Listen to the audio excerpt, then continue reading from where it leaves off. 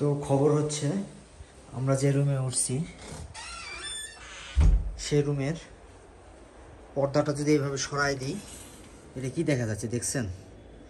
আর জানলাটা যদি এইভাবে, জানলা খোলা যায় না, আর জানলাটা যদি এইভাবে খুলে আপনাদের দেখায় তাহলে দেখেন যে আমরা কোন রুমে উঠছি।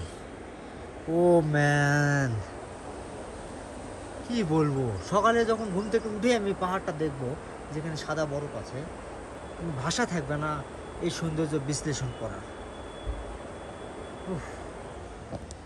Life is so so beautiful, so beautiful. এই যে আমি সবে মাত্র বাইক রাখেই এখনো ব্যাগও নিয়ে আসিনি, মাত্র কয়েকটা ব্যাগ নিয়ে আসছি। সব ব্যাগগুলো স্যার খুলতেছে, আমি এসে ধরে রাখতে পারলাম না আবেগ, তাই আপনাদেরকে দেখালাম।